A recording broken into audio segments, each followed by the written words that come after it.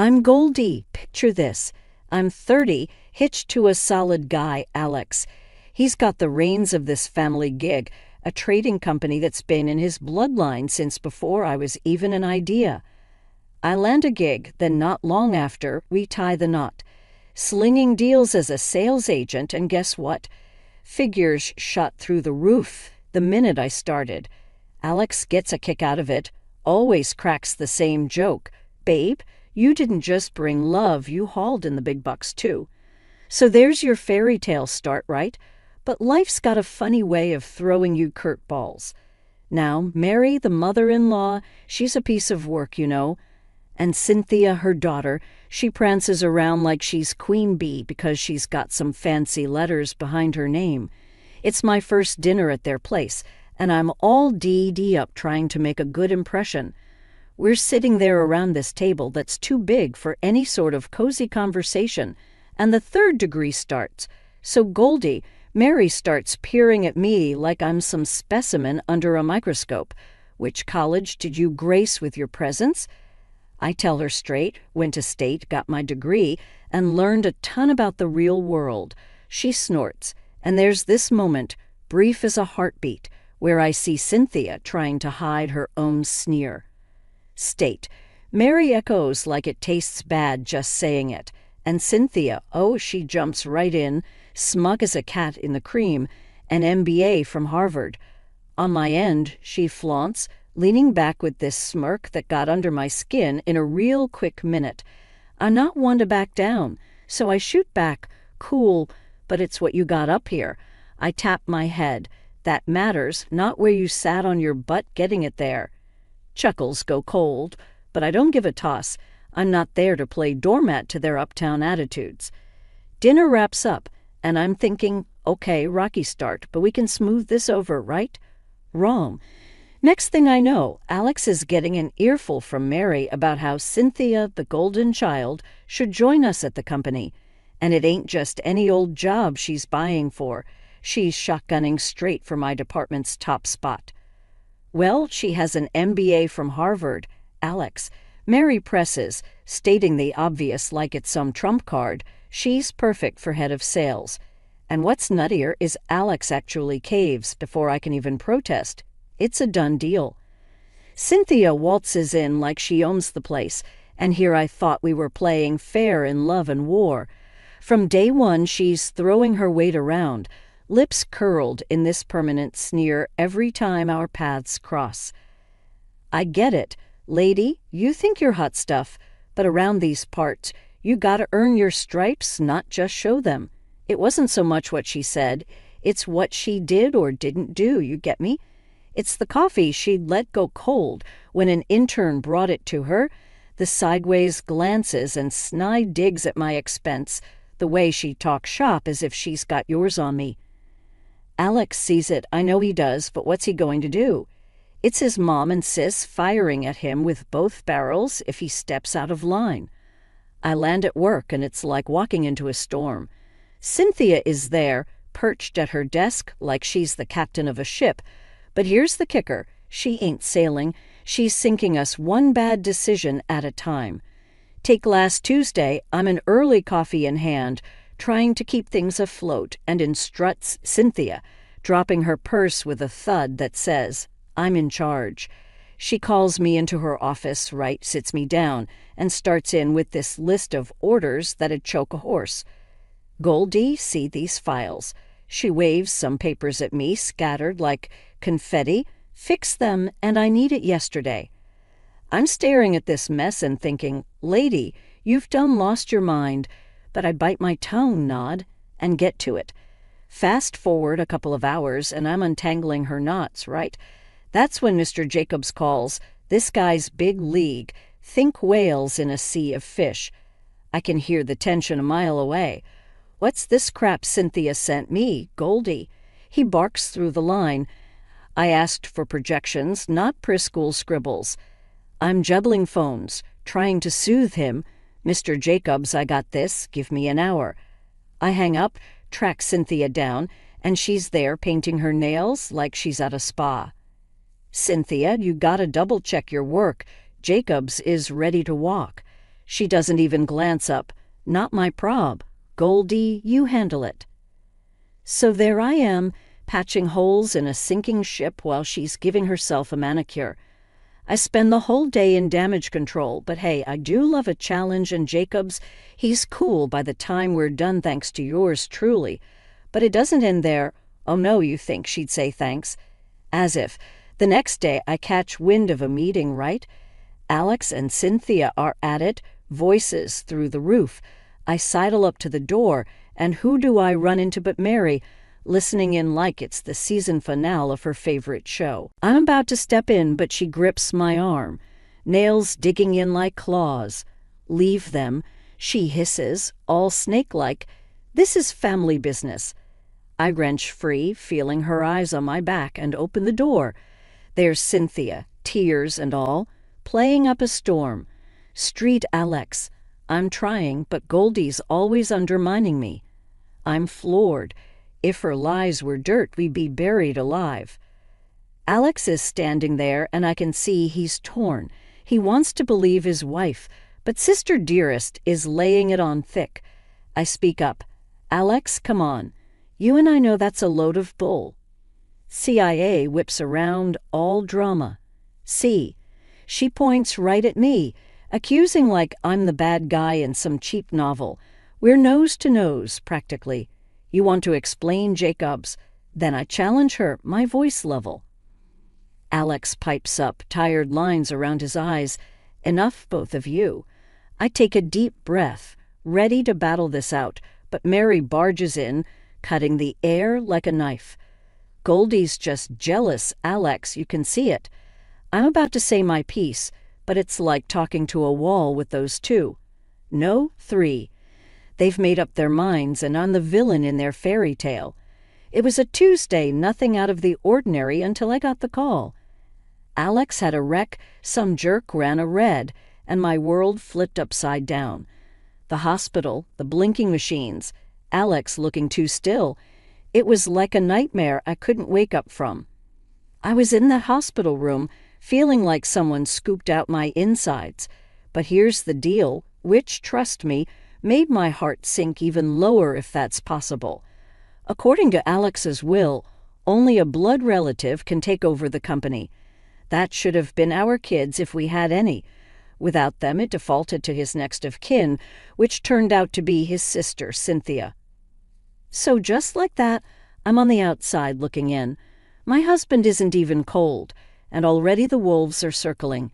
So while I'm drowning in grief, here come Mary and Cynthia, all pap and no sympathy, already divvying up the spoils before the battle's even done. Cynthia wastes no time throwing it in my face right there in the hospital corridor. You see, Goldie, it's all clear-cut. Alex's will is as plain as day, blood relatives only. With Alex, she trails off like even saying coma would jinx her takeover. I could barely keep the snarl from my voice. So what? You're dancing on his grave already. The man is fighting for his life. She just rolled her eyes, as cold as the sterile hospital walls. Business waits for no one, dear. It's unfortunate, yes, but we must think of the future. And as for you, she stepped closer. Well, you were just the wife as I see it. You were never really part of the company, not like family. Mary nodded, lips in a thin line. Cynthia is right, you have no children, Goldie. It was always going to be her. That was it, their true colors loud and clear. They didn't give a damn about Alex, only about what they could grab from his still warm hands. I walked away from them, my mind a chaos of grief and fury. I had to do something. But what? Every fiber of my being was woven into that company, into the life Alex and I had built. I wasn't just going to let them steal it. Days turned to weeks, and Alex didn't wake up. The company felt his absence, like a missing limb, and Cynthia's reign didn't sit right with anyone. They all felt it too. One afternoon, Cynthia blocked my path by the copier, her arms folded over her chest. Still here, Goldie. I'd have thought you'd take the hint and leave with some dignity. I locked eyes with her, my back ramrod straight. Dignity? You wouldn't recognize it if it bit you. This isn't over, Cynthia." Her laugh was empty, but her eyes were sharp. "Oh, it's over. It was over the minute that Will was drafted. Alex's beloved wife or not, you're nothing to this company. Better start looking for a new job." I bit the inside of my cheek, tasting blood. "We'll see." I turned on my heel and left her standing there. Her words were meant to cut deep, but they just fueled a fire in me. I wasn't about to roll over. The employees, they were with me. They knew where the heart of the company lay, and it wasn't with Cynthia. Day in and day out, I found myself in the same routine, pulling up a chair next to Alex's hospital bed after surviving another round of corporate warfare. The beep of the machines had become my unfortunate companion, the soundtrack to our one-sided conversations. Despite the coma, I'd tell Alex everything, hoping, praying he could hear me. "Alex, you won't believe the circus your company's turned into." I'd start, my voice a low murmur laced with fatigue. "Your sister, she's taken over, bulldozed her way through the board and camped out in your office like she's queen of the castle. She's axed Dan and Rita just like that because they wouldn't bow down. And the clients, they're jumping ship left and right. The Henderson deal, the one you worked months on, is dead in the water.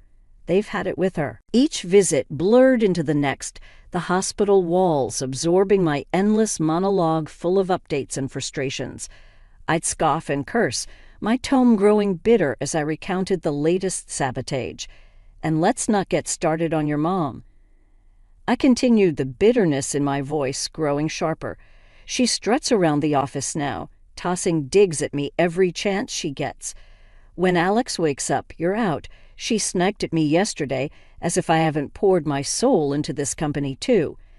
I felt the sting of tears threatening to spill, talking to Alex's motionless form, my husband, the man who promised to tackle life's ups and downs with me, silent, caught in an endless sleep. Yet I clung to the sliver of hope that someday he'd crack open his eyes and we'd really talk. Then it happened so unexpectedly it knocked the breath out of me. In the middle of a particularly tough rant about how his sister's latest stunt might be the downfall of the entire business, Alex's eyes flicked open. They found mine, and the corners of his lips turned up in what I knew was meant to be a reassuring grin. It was a bittersweet smile that didn't quite reach the old spark that used to dance in his eyes, but it was more than enough. "Alex, you're back. Can you hear me?" My voice cracked, a mix of joy and disbelief. Before I could let the moment get the better of me, his hand, stronger than I'd felt in ages, clasped mine. He gave a near imperceptible shake of his head, a silent plea to keep this moment between us. "You sly dog," I said, a laugh bubbling out of me in relief. "We're keeping this our little secret then, huh?" His smile said it all as he closed his eyes again, like this was just a brief break from his rest. But that grip on my hand didn't let up. I leaned in close. "All right, Your Highness, we'll play it your way. We'll let them think nothing's changed. But you and me, we're going to turn this around. Wait and see." Leaving the hospital that night felt different. There was something like hope, or was it defiance, brewing inside me. I'd go to the office tomorrow, face Cynthia and his mom, and act like it was all the same, all while knowing Alex was coming back to me. Days turned into weeks, holding in the secret like clenching a fist around a live wire. That wire jolted out of my hands the day I got called to the lion's den, or what used to be Alex's place before Cynthia turned it into a sort of throne room for her ego. I walked into that office, a storm brewing in my chest. Cynthia was perched on the edge of Alex's desk like she was waiting for a parade in her honor. Mary lounged in a corner, looking all smug. "Time to hit the road," Cynthia tossed the words out without even looking directly at me. She had the termination papers already laid out, like she was dealing cards at a shoddy casino. Mary piped up from her corner with that gravelly voice of hers. With Alex out of the picture, Cynthia's running the show. I was one twitch away from telling them where they could shove those papers, but I clenched my fists instead, teeth grinding. And just like some Hollywood timing, the door swung open with a bang. There was Alex. He looked rough around the edges, but still standing, still breathing, still mine. Cynthia's face dropped like she just swallowed a bug. Alex didn't miss a beat. "Cynthia, get out of my chair." He spat the words out. His voice held less of its usual command, sure, but it had a bite. My eyes could barely peel away from him, but I had to see Cynthia's reaction. Her face twisted like she was chewing on glass. "What the... Alex, how are you?" Alex cut her off, standing, talking, surprising. "Sis, I'm not as gone as you hoped." Mary tried to back her daughter up. "This isn't happening. He's supposed to be drooling in a bed." "Yeah, well, life's full of surprises," Alex snapped back, his eyes never leaving Cynthia. "Now off my chair. We're going to have a real nice chat." Cynthia stood, stumbling a bit like her legs were made of wet noodles. "You can't just come back and what? Take back my company." "Oh, I think I can," Alex interrupted, moving closer to his desk. I stepped forward, standing next to Alex, the two of us united. "Yeah, Cynthia," I pitched in. "Hurling people out on their asses is your specialty. Time to see how it feels, huh?" Cynthia clenched her jaws so tight I could hear her teeth grind, while Mary was still trying to process the scene, looking like her software crashed. "Alex, you're sick, I need my company back." Alex waved a dismissive hand at them. "You're done here." Cynthia's face was now the color of rotten tomatoes. "I'll call the board. They won't stand for this." Alex looked over at me, a knowing glint in his eye. "The board's in on it, aren't they, babe?" I nodded, barely holding back a smile. "Yep, heard from them this morning. They're thrilled you're back, even sent flowers." Cynthia still tried to have the last word. "This isn't over, Alex." "No, it is for you." Alex's words cut her off, as short and final as a door slam. Cynthia's eyes flitted between Alex and me, the defeat finally sinking in as she grabbed her mom's arm. They left, not with the whiff of victory, but with tails between their legs. Then it was just us, alone in the room that had seen more drama than a daytime soap. "You played it well, Alex," I managed to say, my voice shaking off the last bits of worry and fear. He slumped into his chair, looked up at me with those eyes I fell for. "Had to make it believable. Couldn't let them ruin everything we've built," he said. I took his hand, a surge of pride washing over me. "They didn't, and they won't." Alex's grip on my hand tightened, the fight still there. "Time for some damage control."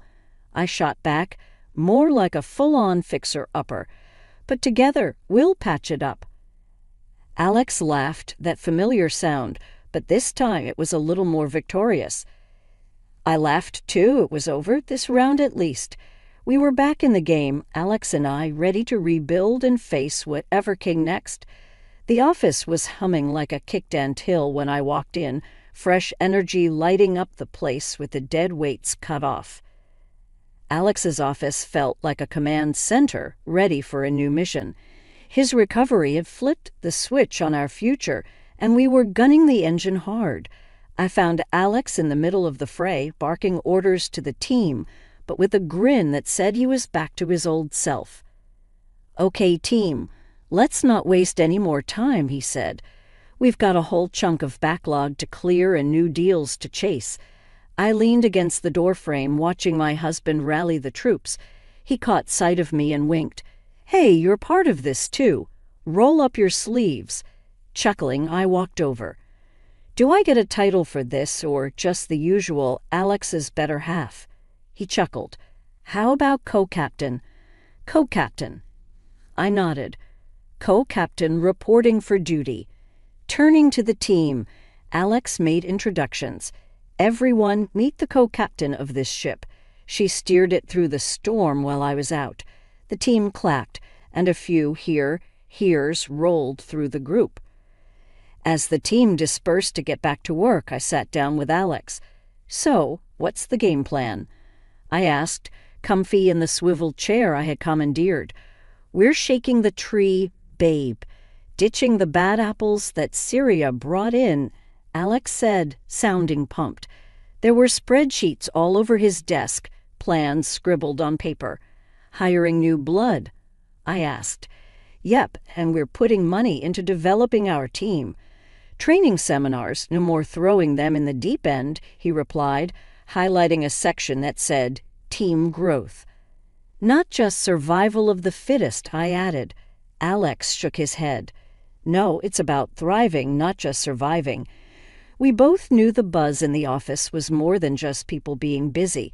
It was hope, rebooted and recharged. My phone buzzed. It was a message from Ted, our old supplier. "Hey, he's asking about the contracts. Should we bring him back in?" Alex paused for a moment. "Yeah, I think it's time. He was with us since the start. Let's not ditch loyalty." "Loyalty pays," I agreed. "I'll draft up something nice and comfy." The word comfy had Alex grinning. He knew that meant terms good enough to lock Ted in tightly. Just as I was about to get up and get to it, Alex grabbed my hand. "Hey, I never got to say it properly. Thank you for not giving up when I was, well, you know." I squeezed his hand. "No need for thanks. It's us against the world, right?" He confirmed, and we locked eyes in a moment of silent understanding, the kind that said we were a team through thick and thin. My phone vibrated again. It was Cynthia, rambling on about another blown job interview. "They don't get it, you know. I'm leadership material. They want me to start from scratch." Alex overheard and shook his head. "She needs to start at the bottom, learn to crawl before she can boss around." Cynthia wasn't the only family headache. Alex's mom was a constant buzz in our background, mad about the money tap getting twisted shut. She called again, and Alex glanced at the phone, letting it ring out. "Your mom again?" I asked, already knowing the answer. He sighed. "Yep, she's been blowing up my phone since I stopped the cash flow." The memories of them assuming the worst when Alex was sick, bordering on vulture circling, stayed fresh. Alex finally picked up on the fifth ring, keeping it clipped. "Mom, it's done. You've got to deal with it." The line got real loud real quick. His mother's voice shrilled through, but Alex held his ground. When the call ended, he was tired but firm. No more free rides. I wrapped an arm around him. "You okay?" He nodded. "Yeah, it's just draining." "Let's not let them spoil tonight, okay?" I suggested, wanting to steer clear of the drama for once. "Agreed. Besides," he said, "there's something better to talk about." His hint hung in the air, and I smiled. "A baby?" He smiled back, full of hope and love, his eyes sliding up at the possibility. Shifting gears from family drama to our own little unit felt like the right move. The notion of a kid, of starting fresh with our own small tribe, seemed to seal the deal on the new beginnings front.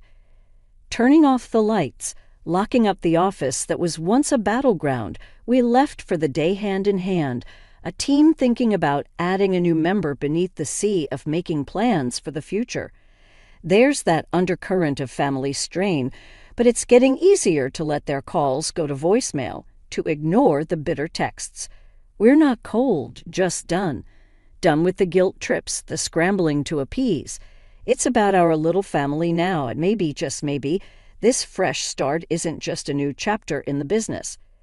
Driving home, I sat with that thought, thumbing the little baby shoes we'd impulsively bought, a symbol of hope, of new life. "So, about baby names," I started, smothering a laugh. "Never too early," he shrugged. The street lights flickered past, each one a beacon in the easy silence of our drive, each one guiding us away from the chaos and towards something better.